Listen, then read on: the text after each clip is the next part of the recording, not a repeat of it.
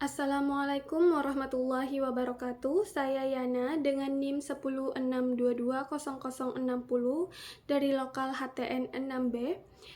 Di sini saya akan menjelaskan mengenai materi ruang lingkup pra-peradilan, pihak yang bisa mengajukan pra-peradilan dan upaya hukum terhadap putusan pra-peradilan.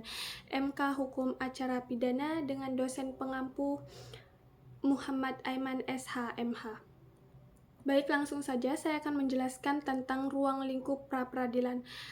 Pra-peradilan sebagai salah satu mekanisme hukum penting di Indonesia memiliki ruang lingkup yang luas dan mencakup berbagai aspek dalam proses hukum.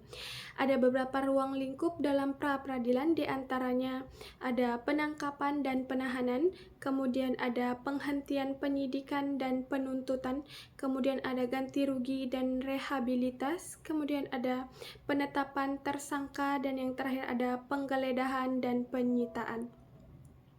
Sejatinya ruang lingkup pra-peradilan dibatasi dalam ketentuan pasal 77 KUHP, namun karena perkembangan hukum sebagai respon atas ketentuan-ketentuan sosial dan aspirasi masyarakat, terdapat perluasan ruang lingkup pra-peradilan melalui terbitnya putusan Mahkamah Konstitusi nomor 21 PUU 12/2014. Berdasarkan putusan MK tersebut, terdapat penambahan objek pra-peradilan, yaitu penetapan tersangka, penggeledahan dan penyitaan. Dalam putusan MK tersebut diputuskan bahwa ketentuan pasal 77 huruf A KUHP tidak memiliki ketentuan hukum mengingat sepanjang tidak dimaknai, termasuk penetapan tersangka.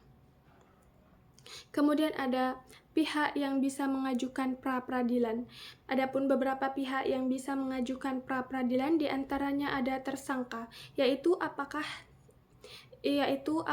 tindakan penahanan terhadap dirinya bertentangan dengan ketentuan pasal 21 KUHP, atau apakah penahanan yang dikenakan sudah melewati batas waktu yang ditentukan pasal 24 KUHP. Kemudian penyidikan untuk memeriksa sah tidaknya penghentian penuntutan. Kemudian ada penuntutan umum atau pihak ketiga yang berkepentingan untuk memeriksa sah tidaknya penghentian penyidikan atau penghentian penuntutan. Yang dimaksud dengan pihak ketiga yang berkepentingan misalnya seperti saksi korban. Kemudian mekanisme pra-peradilan. Secara umum, mekanisme pra-peradilan dapat dijelaskan dalam beberapa hal, seperti permintaan pemeriksaan tentang sah atau tidaknya suatu penangkapan atau penahanan diajukan oleh tersangka, keluarga, atau kuasanya kepada ketua pengadilan negeri dengan menyebutkan alasannya. Kemudian ada permintaan untuk memeriksa sah atau tidaknya suatu penghentian penyidikan atau penuntutan dapat diajukan oleh penyidik atau penuntut umum atau pihak ketiga yang berkepentingan, termasuk saksi korban atau pelapor, lembaga swadaya masyarakat atau organisasi kemasyarakatan, kepada ketua pengadilan negeri dengan menyebutkan alasannya. Kemudian ada permintaan ganti kerugian dan atau rehabilitas akibat tidak sahnya penangkapan atau penahanan, atau akibat sahnya penghentian penyidikan atau penuntutan diajukan oleh tersangka atau pihak ketiga yang berkepentingan kepada ketua pengadilan negeri dengan menyebutkan alasannya. Kemudian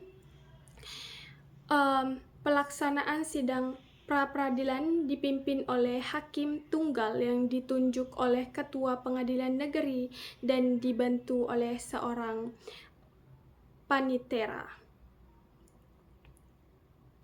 Kemudian ada upaya hukum terhadap putusan pra-peradilan.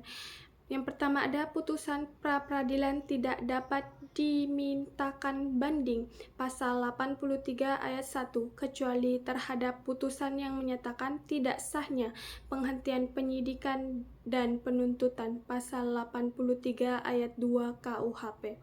kemudian ada dalam hal, ada pemohonan, ada permohonan banding terhadap putusan pra-peradilan sebagaimana dimaksudkan dalam pasal 83 ayat 1 KUHP, maka permohonan tersebut harus dinyatakan tidak diterima.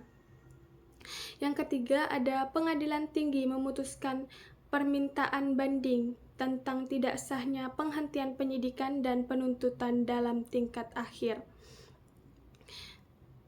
Yang terakhir ada terhadap putusan pra-peradilan tidak dapat diajukan upaya hakim kasasi. Pra-peradilan merupakan mekanisme hukum yang memberikan kesempatan kepada individu untuk mengajukan keabsahan tindakan hukum yang diambil oleh aparat penegak hukum seperti penangkapan, penahanan, penghentian penyidikan, dan penghentian penuntutan. Baik, sekian penjelasan dari saya.